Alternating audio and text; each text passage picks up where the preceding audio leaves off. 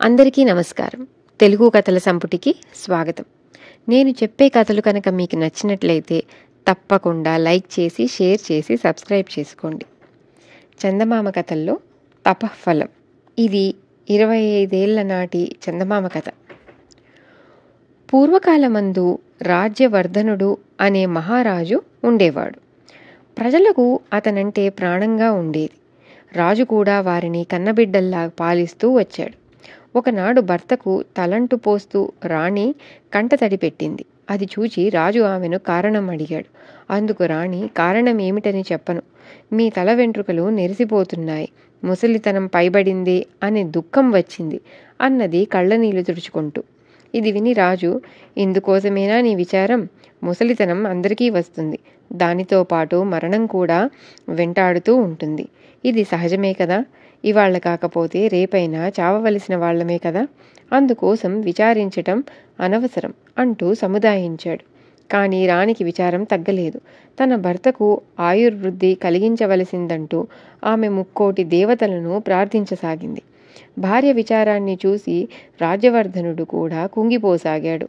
అతడు క్రమక్రమంగా రాజ్య వ్యవహారాలేవీ పట్టించుకొనని దశకు దిగజారిపోయాడు. ఈ పరిస్థితిలో మంత్రి ఏమి చేస్తే బావుంటుందా అని ఆలోచించాడు.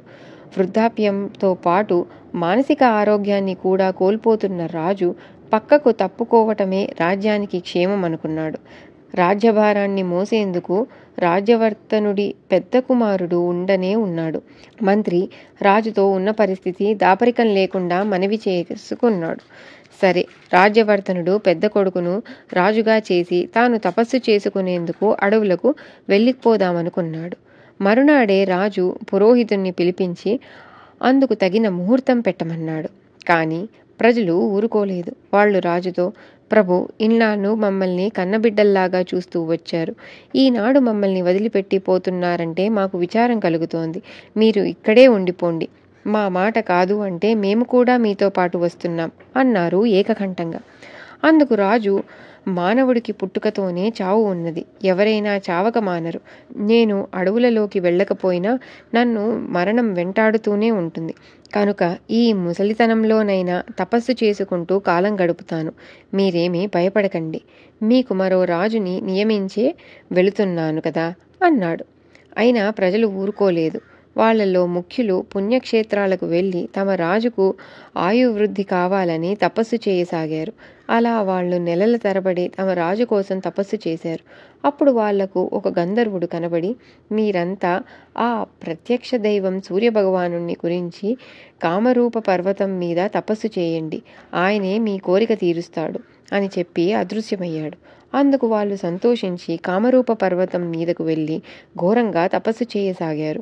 కొంతకాలానికి సూర్యుడు ప్రత్యక్షమై, మీ కోరిక ప్రకారం రాజ్యవర్ధనుడు ఇంకా 1000 సంవత్సరాలు జీవిస్తాడు అని చెప్పి అదృశ్యమయ్యాడు.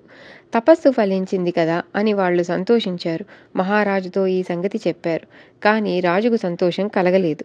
అది చూచి రాణి, ప్రజలు మీ అందుగల భక్తి విశ్వాసాలతో సూర్యుడిని ప్రార్థించిన వరం సంపాదించుకు వచ్చారు కదా, ఇంకా మీకు విచారం ఎందుకు అని అడిగింది. అందుకు రాజు, నువ్వు చెప్పిన మాట బాగానే ఉంది. నా ప్రజలు నా కోసం ఇంత కష్టపడి వరం పొంది వచ్చారు. సరే, నేను 1000 సంవత్సరాల కాలం జీవిస్తాను. కానీ నా మీద విశ్వాసం గల ఈ ప్రజలు అంతకాలము జీవించరు కదా. నాతో పాటు నా ప్రజలు కూడా 1000 సంవత్సరాలు జీవించి ఉండకపోతే నాకు సంతోషం ఎక్కడిది? కనుక నేను కూడా నా ప్రజలకు నేను ఉన్నంతకాలము ఆయుష్ సంపాదిస్తాను అని కామరూప పర్వతం మీదకు వెళ్ళి తపస్సు ప్రారంభించాడు. 1-2 సంవత్సరాలు గడిచినాయి. రాజ్య వ్యవహారాలు కుంటుపడినాయి. అయినా ప్రజలు నీతివర్తనులు గనక దేశంలో అరాచకం ప్రబలలేదు.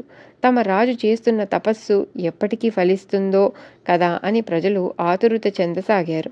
ప్రతిదినం వేలాది మంది కామరూప పర్వతం దగ్గరకు వెళ్ళి రాజు దర్శనం చేసుకోసాగారు. ఎట్టకేలకు సూర్యభగవానుడు రాజ్యవర్ధనుడి దీక్షకు మెచ్చుకున్నాడు. అతనికి ప్రత్యక్షమై, రాజా, నీ సద్బుద్ధికి మెచ్చాను. నీ తపస్సు ఫలించింది.